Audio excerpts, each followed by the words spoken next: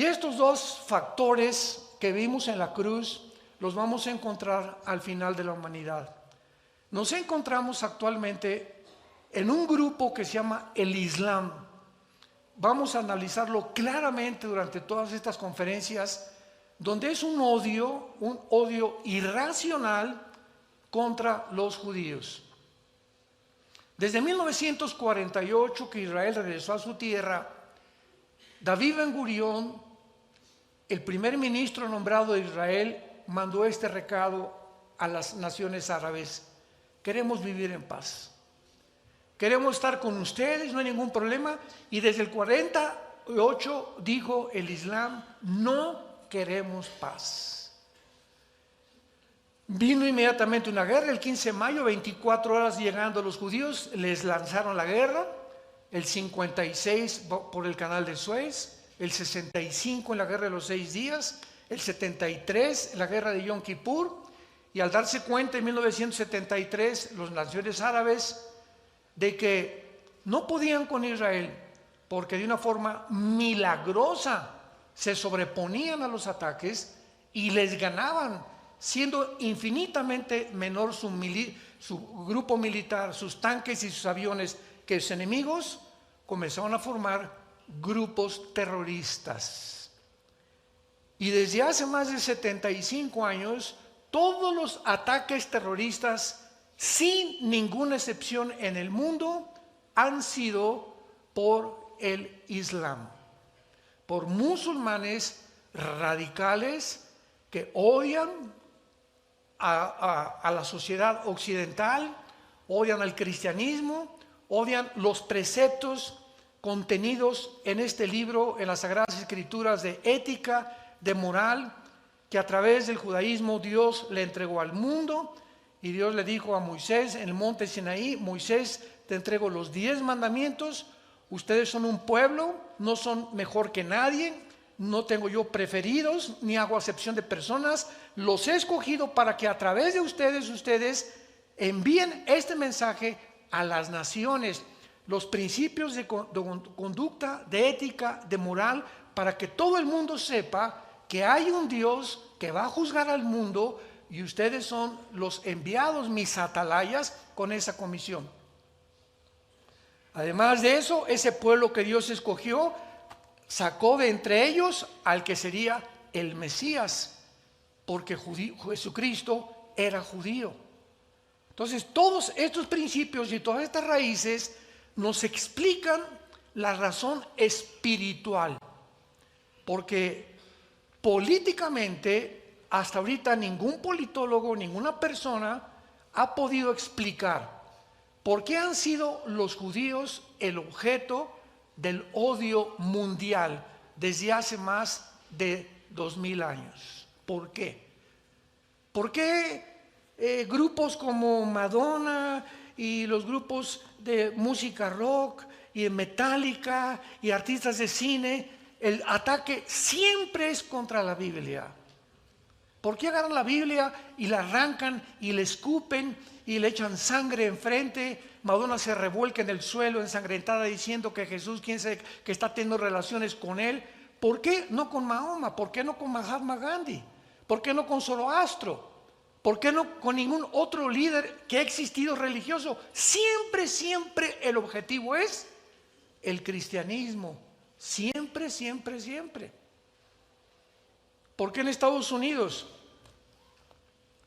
cuando alguien quiere decir o exclamar alguna frase, por qué siempre dicen Jesus Christ? Véanlo en todas las películas. En Francia, en Inglaterra, siempre es Jesus Christ.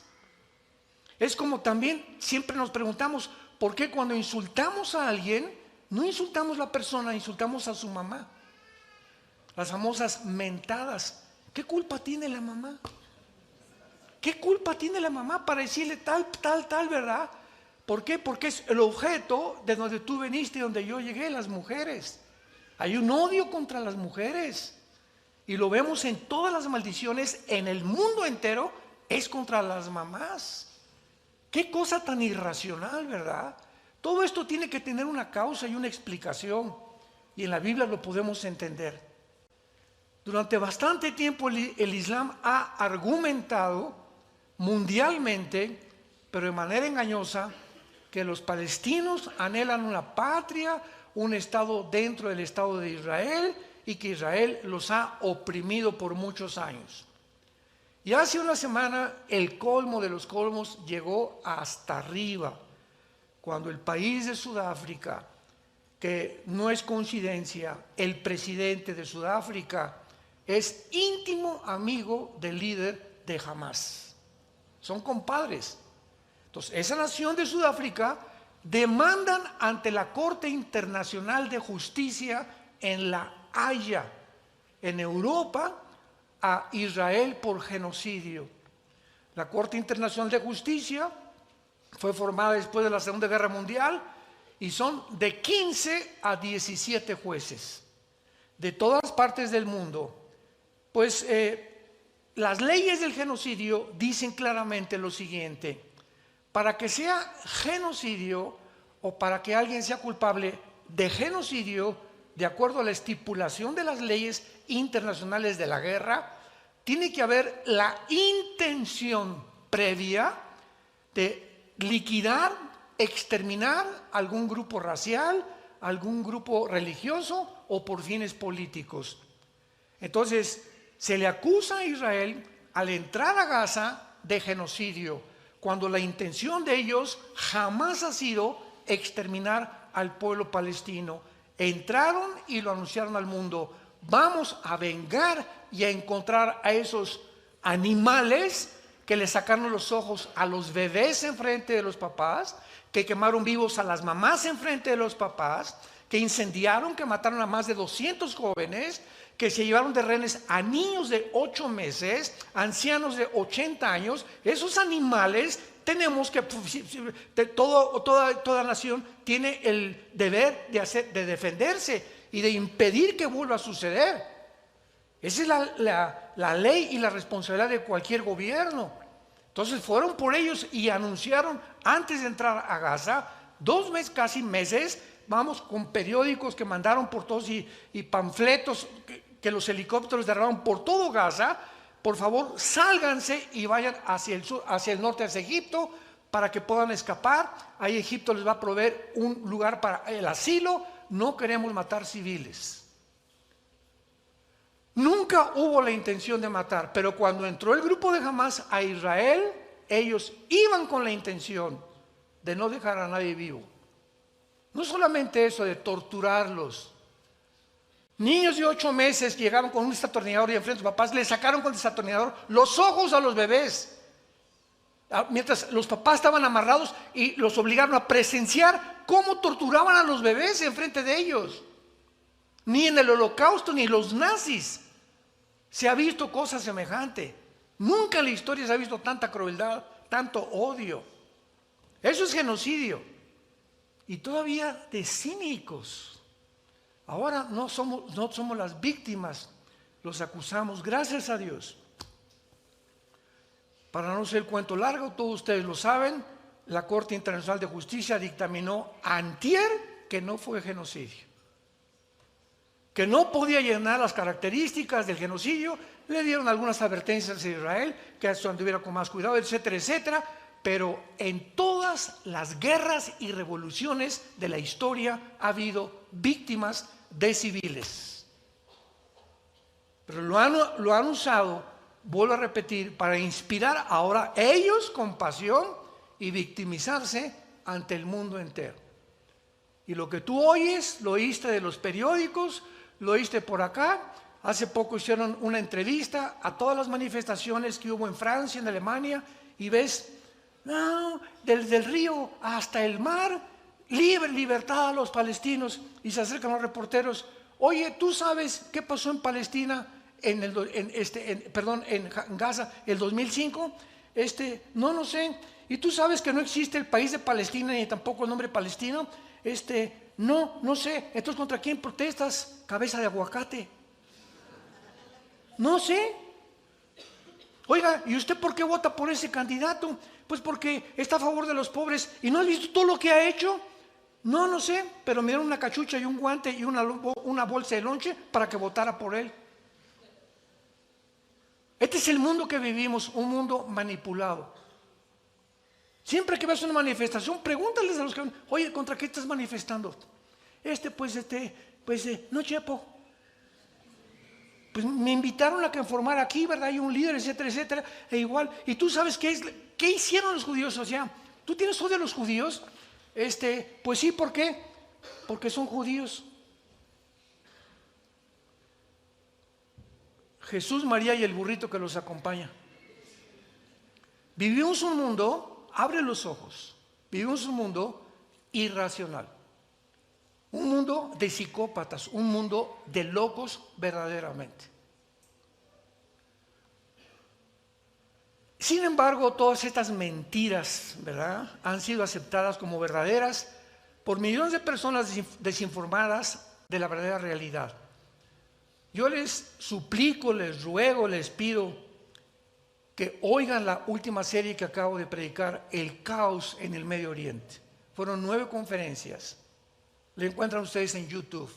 Son 9 conferencias que di explicando detalles, fechas, exactamente, porque no quiero más perder el tiempo con eso, lo que pasó en Gaza, lo que pasó el 7 de octubre, qué dicen los diccionarios de los genocidios, del apartheid, qué es esto, por qué se les acusa de esto, etcétera, etcétera. Claramente todo para que pueda el mundo darse cuenta de la verdad.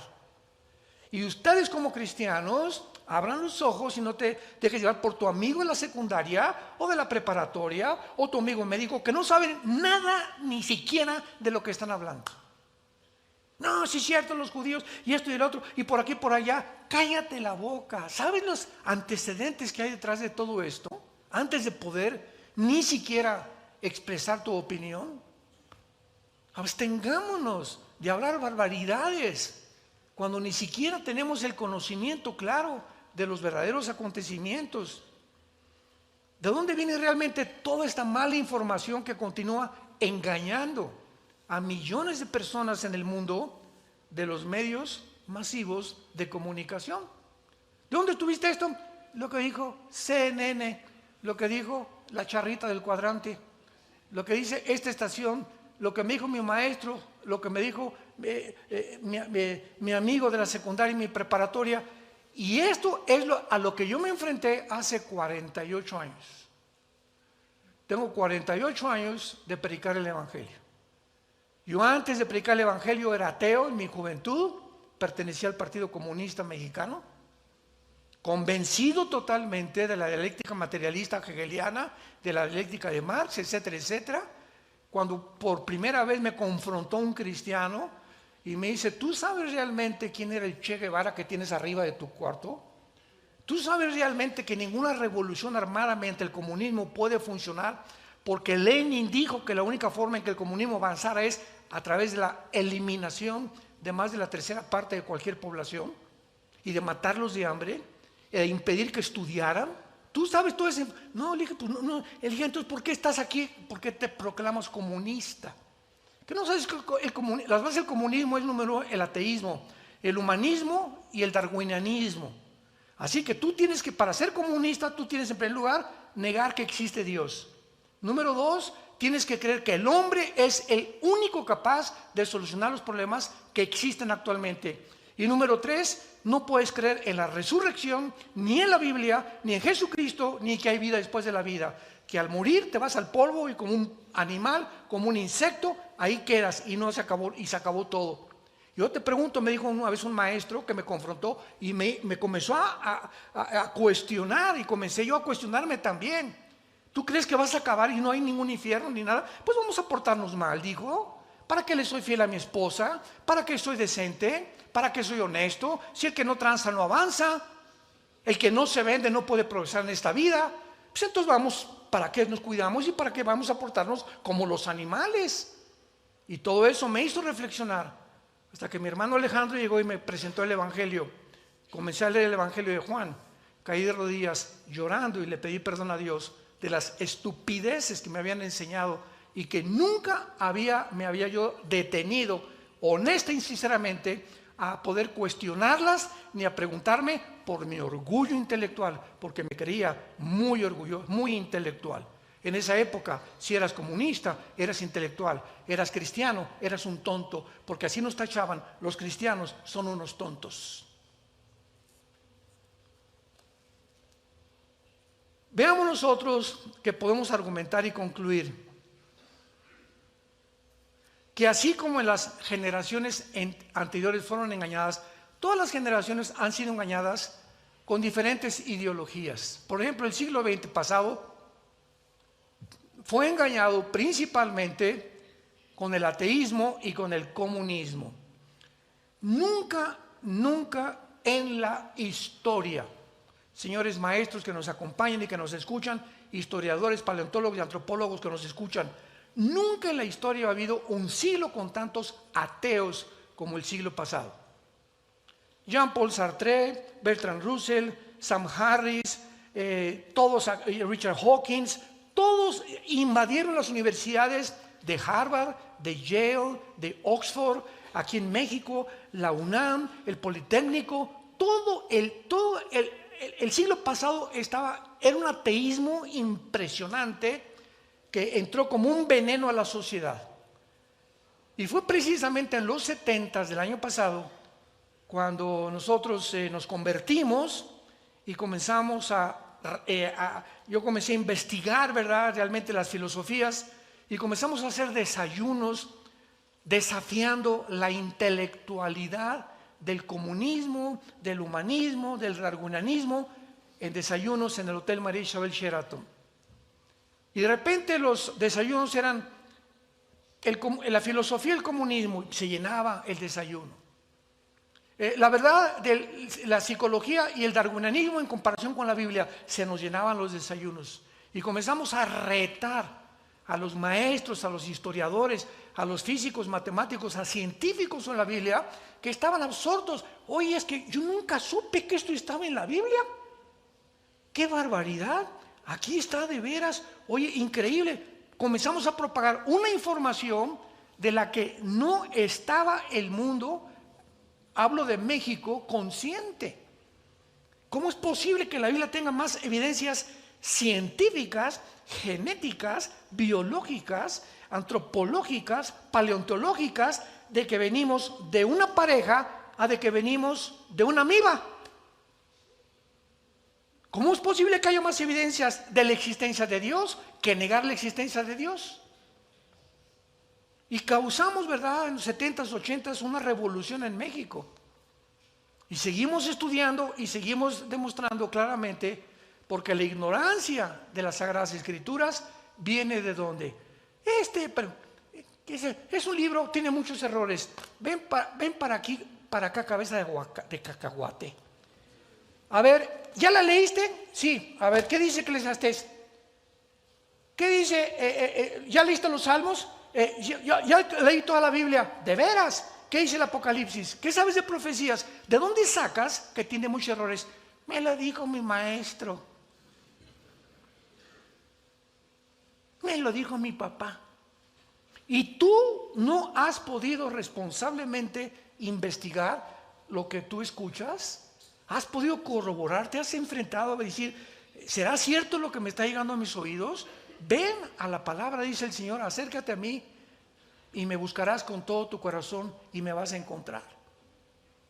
Pero así está el mundo, repito, tus amigos, tus familiares. Es una desinformación impresionante. Y finalmente llegamos al siglo XXI y podemos claramente darnos cuenta que así como las generaciones anteriores fueron engañadas por el nazismo, 1931 comenzó a propagarse dentro de Alemania, en las universidades, en los intelectuales, en el ejército, en la política, una ideología que comenzó a convencer a los alemanes, habiendo perdido la Primera Guerra Mundial, que ellos podían realmente levantarse y a través de la política y de un sistema nuevo, la política, el nacionalismo alemán, podían emprender el resurgimiento del Tercer Reich. E inundó todas las universidades, los centros, los hospitales, etcétera, etcétera, y cuando acabó la guerra, 1945, descubrieron que ese veneno que entró y esa ideología que entró se llamaba el nazismo, que se propagó popularmente, y Hitler salía y gritaba y no se daban cuenta detrás de lo que se encontraba el nazismo, un odio no solamente a los judíos, sino también la ambición de conquistar el mundo e envenenar el mundo con el nazismo. Y así como los nazis y los comunistas en el siglo XX, nuestra generación va a enfrentarse al Islam. ¿Qué estoy diciendo? En la Biblia, cuando Jesucristo regrese en la segunda venida, las naciones, la Biblia lo dice, las naciones a quienes Jesucristo va a juzgar van a ser el 90% naciones islámicas, de descendencia y ascendencia islámica principalmente. En otras palabras, lo estamos ya comenzando a ver, lo acabamos de mencionar hace algunos minutos, la mayor parte de los ataques terroristas desde hace 50 años han tenido su origen en el Islam radical. Es un choque actualmente de civilizaciones entre el odio y entre el amor. ¿Por qué nunca, escuchen, el presidente Bush, el Papa Juan Pablo II, el presidente Biden, el presidente Obama, los presidentes anteriores, Eisenhower, desde que vieron el problema en el Medio Oriente, todos han dicho dos opciones, dos naciones juntas? Permitan los judíos que ahí en Israel haya un Estado palestino. Y ahí se acabó el problema. La origen del problema es que quieren un Estado los palestinos islámicos o los árabes islámicos, y no se les permite. Los tienen arrinconados, los tienen encarcelados en Gaza, que tiene 50 kilómetros de largo, 2 millones de palestinos, y ese es el problema, que los tienen oprimidos. Eso es lo que se ha enseñado, desgraciadamente. La Constitución, por favor, apúntalo y búscalo tú en Google o en Wikipedia. La Constitución del Estado que se formó por Yasser Arafat en los 70s, 80s, para la liberación del Estado palestino, en la Constitución, tiene más de 30 artículos, lo declaran y lo estipulan claramente. Nuestra meta no es ningún Estado dentro de Israel. Nuestra meta es la exterminación del Estado de Israel y matar a todos los judíos. Mientras tú pienses así, ¿cómo te voy a dejar meter a mi casa? Mi vecino me acaba de decir, ¿sabes qué, Armando? Que tengo como meta matarte. ¿Me invitas a tomar café? Por el amor de Dios. Y los demás vecinos, ay, Armando, no deja meter el café, pobrecito, le está pidiendo que quiere ser su amigo. No es cierto, porque su verdadera intención no es el café. Él me dijo que me quiere matar. Entonces yo nunca podré abrir mi casa a una persona con esas pretensiones, por el amor de Dios. Esto es lo que impide que pueda jamás, hasta que Cristo venga, este odio no se va a acabar. Es una guerra entre odio y entre la incivilización y la civilización. Es un choque de civilizaciones. El choque que estamos presenciando actualmente en el mundo no es un choque de religiones o de civilizaciones, es un choque entre dos eras opuestas, el Oriente con el Occidente. Es un choque entre una mentalidad que pertenece a la Edad Media y otra que pertenece al siglo XXI. Allá piensan que las mujeres no sirven más que para acostarse y para hacer la comida. Allá en el Oriente no piensan más que las mujeres tienen que taparse la cara desde arriba hasta abajo. Allá piensan que pueden tener 4 o 5 mujeres. Allá piensan que solamente la religión, no el Estado, tiene que gobernar.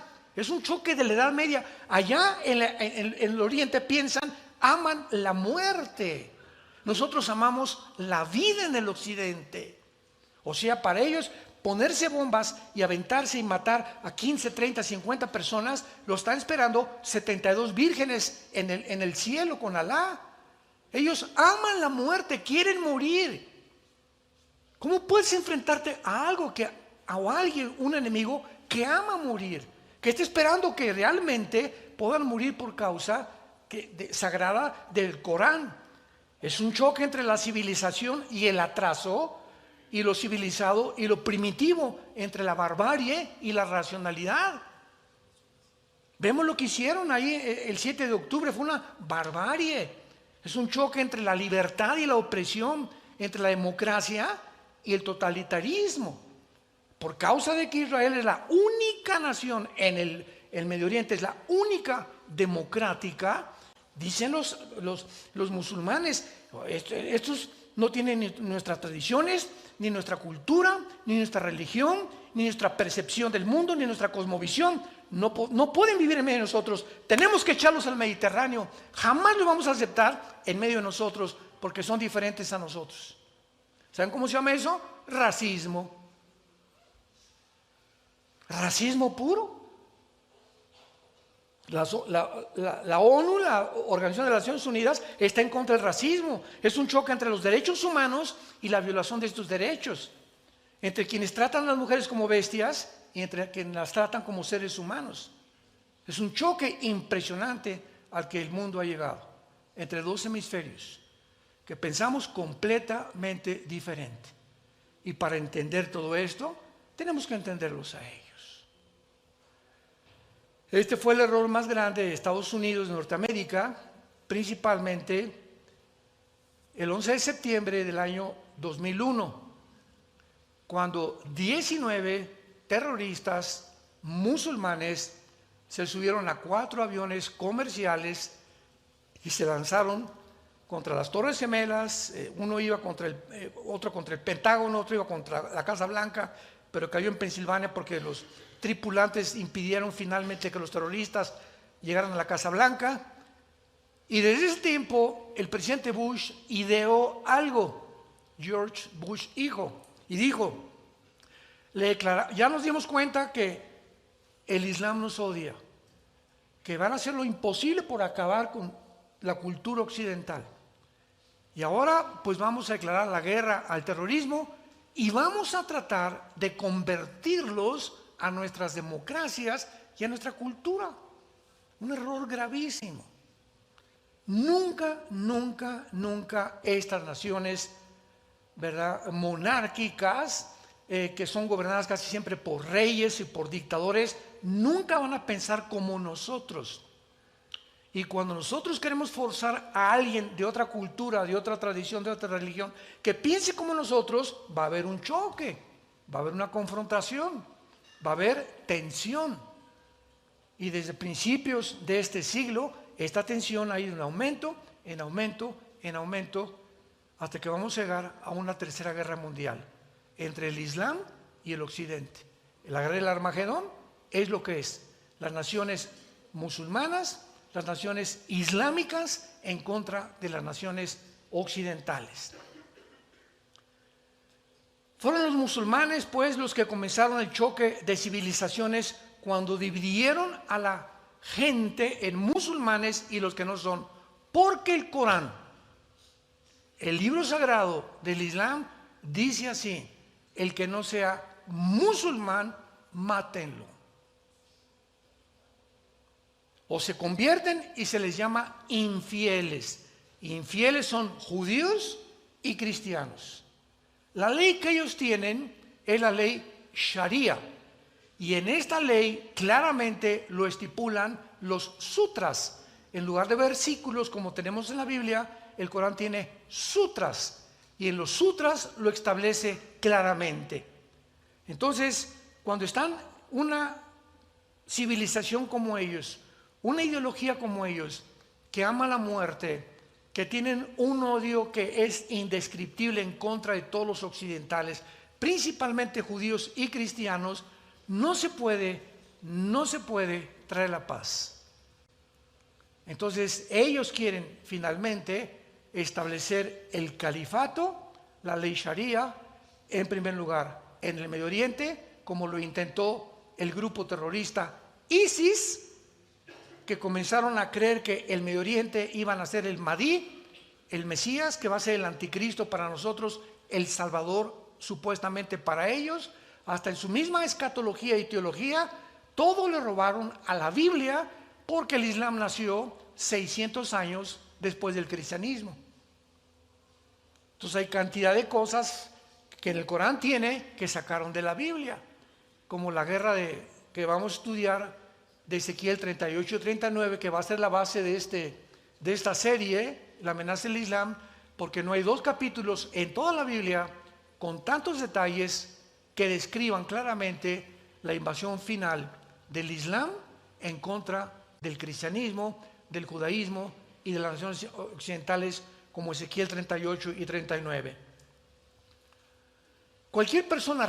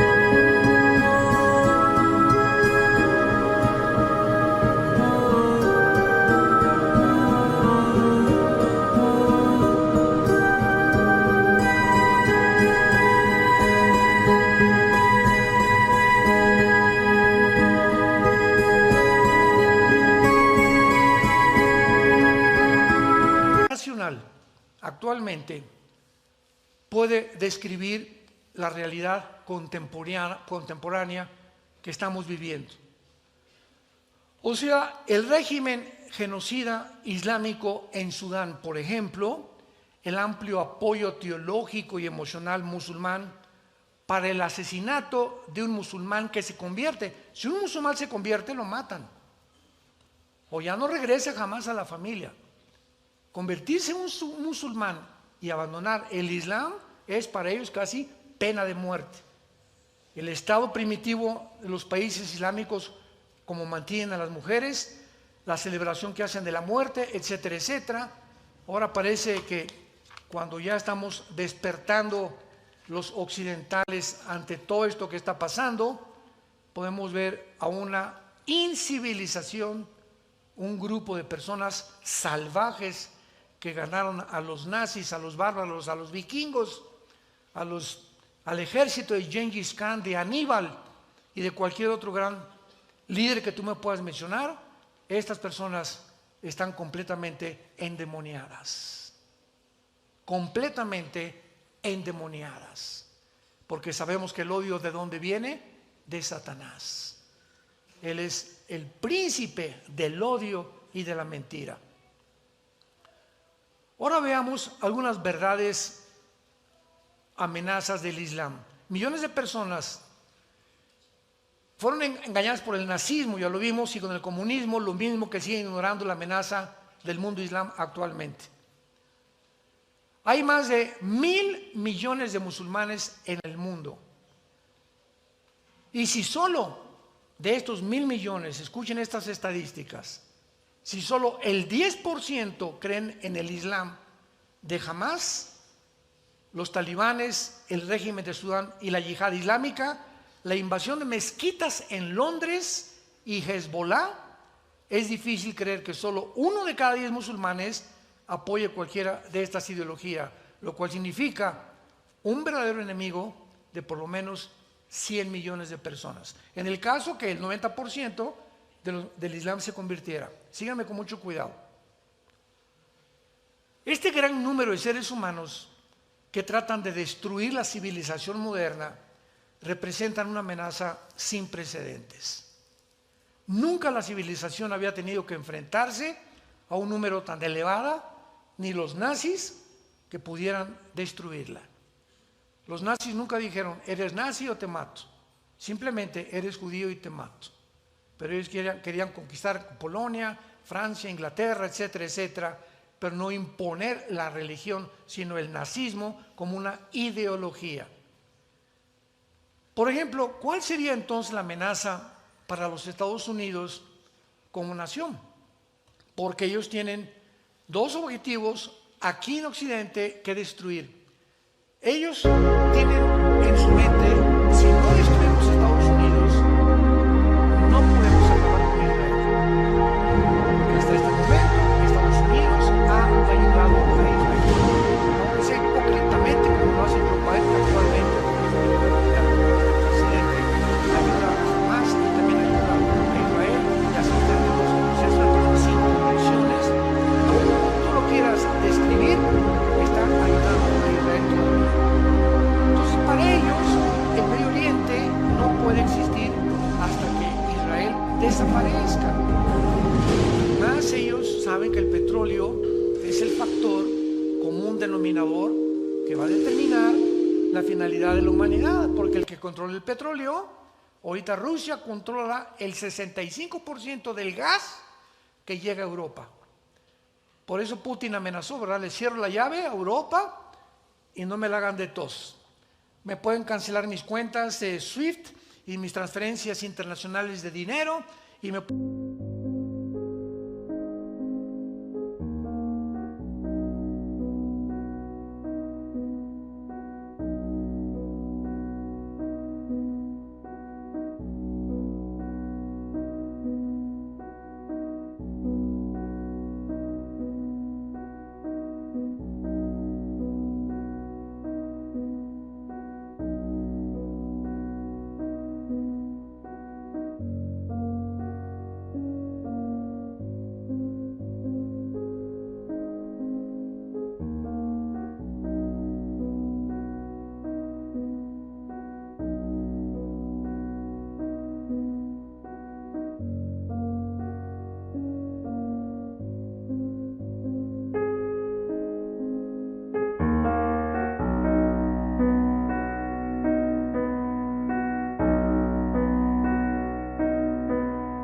quitar los bancos, pero yo tengo el gas. Y eso fue el error más grande que cometió el presidente de Estados Unidos al sugerirle a la Unión Europea que los castigara económicamente como sanciones por haber invadido Ucrania, que nunca funcionó ese problema, ese plan. Tomemos un número y un porcentaje para estimación. Por ejemplo, en Estados Unidos hay 4 millones de musulmanes. 4 millones de musulmanes. No veo que nadie tome nota, pero pues es que eres muy inteligente. Y a menudo se nos dice, ¿verdad?, que casi todos los ciudadanos respetan la ley en Estados Unidos. Asumamos que este porcentaje es incluso tan alto como un 99%, lo cual dejaría el 1% que se dedicaran a la yihad. Cuando hablamos de yihad, Y-I-H-A-D, significa guerra santa, que es el término que usa el Islam para poder avanzar. Si no hay yihad, si no hay muerte, si no hay guerra, si no hay revoluciones, golpes terroristas, no podemos avanzar el Islam. Esto podría representar una verdadera amenaza para Estados Unidos. Vamos a multiplicar el 1% por 4 millones y vamos a obtener 40,000 musulmanes que el FBI tendría que monitorear. Fíjense nada más la cantidad. Incluso si usamos un porcentaje de una décima parte del 1%, tendremos más de 4,000 terroristas potenciales ahorita en enero del año 2023 en Estados Unidos. Así, bajita la mano ahorita hay 4,000 personas en Estados Unidos, 4,000 terroristas que están buscando la manera en cualquier parte y en cualquier oportunidad que se les presente de poder desbancar, atacar edificios de gobiernos o escuelas, pero de alguna manera debilitar política y económicamente a Estados Unidos. Ahora veamos cómo crece tan importante y tan interesante el Islam en Europa. ¿Se acuerdan ustedes la guerra civil en Siria? Bueno, pues huyeron millares de iraquíes y de sirios que entraron por Grecia e Italia a Europa. Esto fue hace como 10, 15 años más o menos. Millones de migrantes, que es lo que está pasando ahorita en la frontera con México, Estados Unidos. Más adelante a ver si podemos mencionar el problema gravísimo que está ahorita México con Estados Unidos y el potencial que hay ahorita en Estados Unidos de una guerra civil interna. Porque 25 estados están apoyando a Texas en contra de las leyes de migración del presidente Biden, ahorita, el día de hoy. Entonces, supongamos esto, ¿verdad? Que crece la población islámica. Entonces entraron los musulmanes a España, entraron a Francia, Alemania. Ahorita Londres es una ciudad musulmana. Londres. El presidente municipal de Londres es musulmán. Y hay más mezquitas en Inglaterra que entre los británicos que iglesias católicas y cristianas. Para que vean de qué forma está avanzando. Hace 3 o 4 años yo mencioné en una conferencia, Europa en menos de 5 años es un continente musulmán. ¿Por qué? Porque los europeos ya no se multiplican, ya no quieren tener hijos. Los europeos es una población de personas de la tercera y de la cuarta edad. Y ya no quieren tener hijos. Y por cada europeo que nace, nacen 7 musulmanes. Las musulmanas se multiplican como conejas. Ante esta ¿verdad? Medida demográfica que estamos viendo en nuestros ojos, pues cada europeo que nace, 7 musulmanes, cada europeo, 7 musulmanes están poblando completamente el continente europeo. Por ejemplo, vean estas estadísticas tan importantes. Cuando veamos el porcentaje, cuando en un país la población musulmana es del 5% nada más, comienza a ejercer su influencia a presionar con la ley Sharia. Así es como comienzan. Cuando solamente en México hay, vamos a poner en México, 5% de musulmanes. Cuando alcanzan el 10% en un país, que en muchos países europeos, comienzan a ejercer influencia y a percibir mayores niveles de violencia y de desorden. Vean cómo operan el Islam.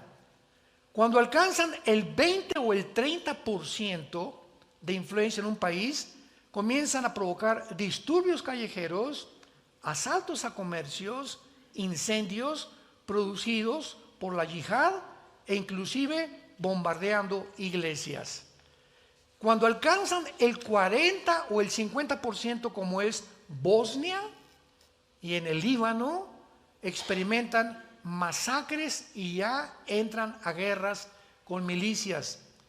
Y cuando al menos la mitad de la población es musulmana en un país, comienzan a perseguir a los infieles, a los que no son musulmanes, y la ley Sharia se comienza a aplicar a todos los ciudadanos. Y finalmente, cuando después en un país llegan al 80% como Irán, son casi el 80% de musulmanes, Siria, Nigeria, Sudán o Etiopía están comprometidos a la persecución y a la intimidación y a la declaración de la guerra contra los cristianos. A veces el genocidio estatal se desarrolla intentando purgar al país de todos los infieles. Esta segunda parte de esta serie he tenido la intención simplemente de describirles a ustedes el panorama que está el mundo enfrentando. Un panorama, repito, que muy poca gente está informado. Tú todavía sigues con el Calimán, con tus telenovelas, por aquí, jajaja, jijijo, con las drogas, quiero hacer dinero, y esto y el otro, con adulterios, acostándote con tu novio, con tu novia, viniendo a la iglesia de una forma hipócrita, nunca leyendo la Biblia, nunca trayendo la Biblia a la iglesia, vives un cristianismo que dices que eres cristiano, desde que te convertiste a nadie le has hablado de Cristo, no has dado testimonio de Jesús, no tienes una pasión por la verdad ni por la santidad, y sabes una cosa, ya basta. Tú no puedes seguir así. Si tú no abres los ojos ante todo esto que Dios nos está mostrando en la Biblia para prepararnos y entender el mundo, sin la Biblia el mundo no se puede entender. Politólogos, antropólogos, paleontólogos, arqueólogos, políticos van a tratar de escribir su percepción sin entender la dimensión espiritual que rodea al mundo y que es la que está causando todo lo que estamos viendo en el mundo. Y si no llegamos a la Biblia, viviremos sin luz. Jesús dijo: yo soy la luz del mundo, y el que me sigue no andará en tinieblas. Hay caminos que parecen derechos, pero su fin es camino de muerte. ¿Cuál es la luz que te está guiando a ti? ¿Marx? ¿Demóstenes? ¿Sócrates? ¿Octavio Paz? ¿Walter Mercado? ¿Mahatma Gandhi? Dime, ¿quién es decimos en México, dime quién es tu gallito Giro? ¿Quién es la persona que más admiras como líder? ¿Alejandro el Magno? ¿Algún presidente? Dímelo. ¿Cuál es tu libro favorito?